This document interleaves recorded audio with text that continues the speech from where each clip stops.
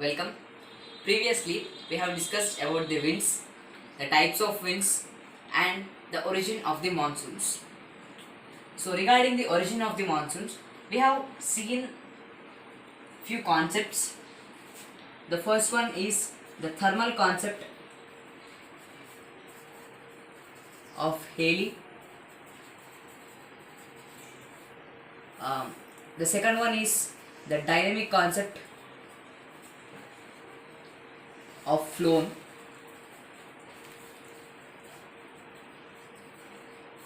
and few recent concepts. So this was in 1686, this was in 1951. Now we have already discussed about the thermal concept of Haley. Let us recall.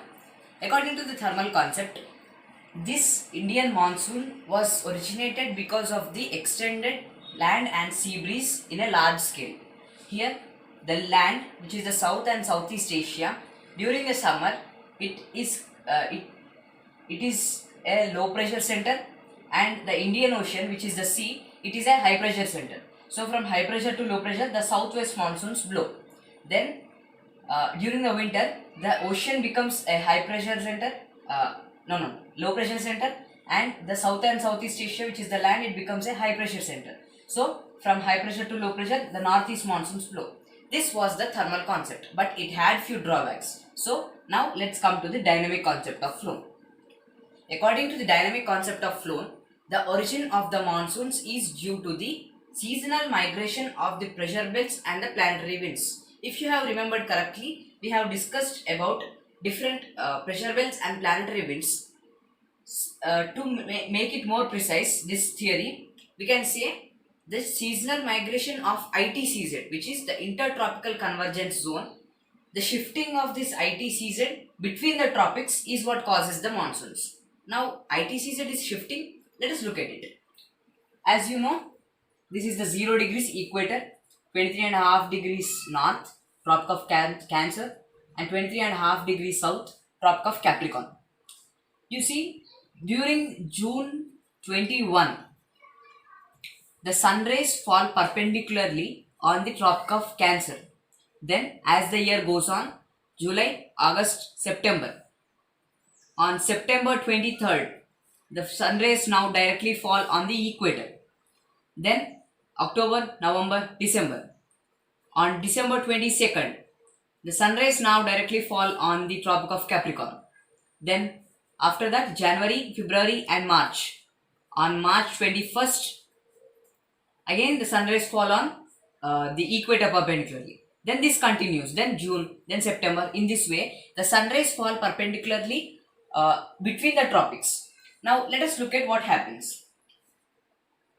During the summer, this is the Tropic of Cancer. During the summer, the sun rays fall perpendicularly here, which is on June 21st. Let me tell you something. This date is known as summer solstice, June 21st,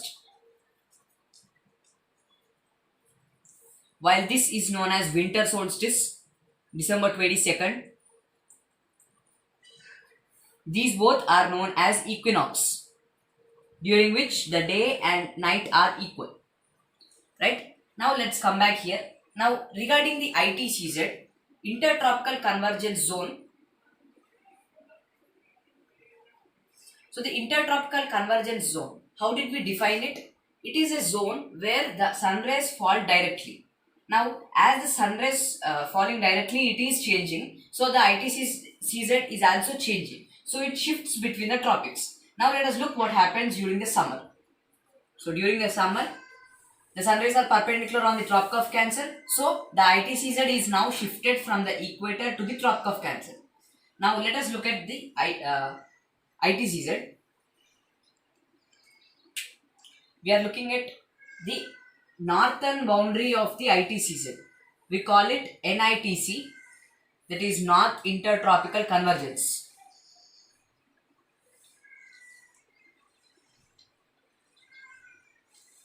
So this is the Intertropical Convergence Zone, NITC, that is the northern boundary, North Intertropical Convergence. Now what happens, it is in this shape fluctuating because of the land and sea. Due to that, it is in this way. Now what happens? One more thing about the intertropical convergence zone is that it is the converging zone of the northeast trade winds and the southeast trade winds. You might have remembered, if this is considered as the intertropical convergence zone, this is the northeast trade winds and these are the southeast trade winds. They converge at this intertropical convergence zone. Here also the northeast and southeast trade winds have to converge here. Now southeast trade winds start in the southern hemisphere, they blow in this direction. As they reach the equator, now they have to go till here. They have to enter the northern hemisphere. They have to cross the equator. Now what happens here is that we all have discussed about the Coriolis effect. What happens there? Let us suppose this is the globe, equator. When you are standing here in the northern hemisphere, the expected path of a wind is in this way, but due to the Coriolis effect, the wind is deflected towards its right in this way, in the northern hemisphere. Well, in the southern hemisphere, the expected path of the wind is in this way, then it is deflected towards its left. So this is how the winds move. So in a similar fashion, here as they enter into the northern hemisphere, they are deflected to their right in this way. So in this way they are deflected. Now what do we call these? These are originated from the west, nearly west and near the equator. So we call these equatorial westerlies. So these are known as equatorial westerlies. Now these equatorial westerlies reach the ITCZ. These are what? These are southwest monsoons. They are nothing but southwest monsoons, or we call them summer monsoons.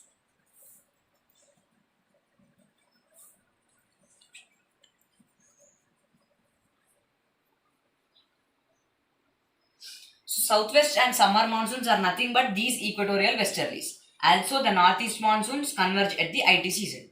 Now as the year moves on, we have discussed this is June, then July, August, September near equator, then October, November, December. Now let's look at what happens. It is on December 22nd. The sunrays are now perpendicular on the Tropic of Capricorn. So this is during the winter. So this is during the winter.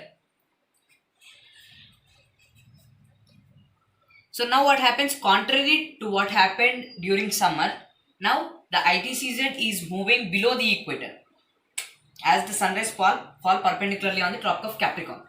So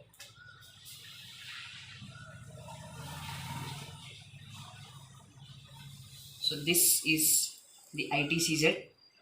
Now the southern boundary of the ITCZ, we call it SITC, South Intertropical Convergence. The southern boundary moves below to the south of the equator. Now what happens? The northeast trade winds which are previously here, they are re-established and now they move. They have to cross the equator. The southeast trade winds are here. Okay, they have reached the convergence zone, but now the northeast trade winds have to. So they blow in this way, and as they reach the equator, they have to cross the equator. Now according to the Coriolis effect, due to it, now they deflect towards their left here in this way. So this is the expected path, this is their left. So they deflect to their left now in this way. So now they reach here.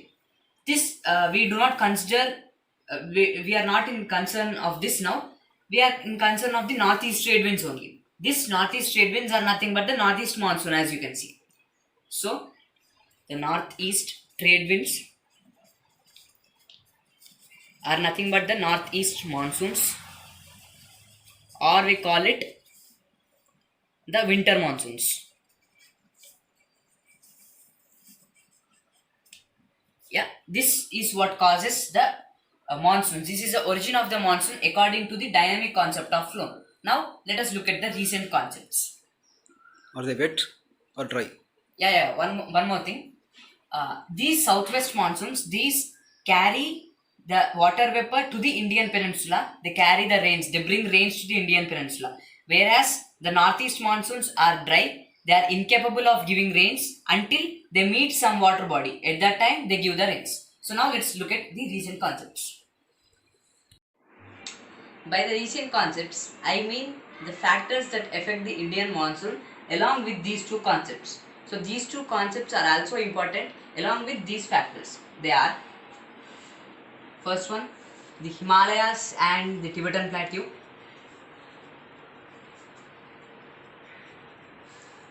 Second one, the jet streams. Third one, the southern oscillation.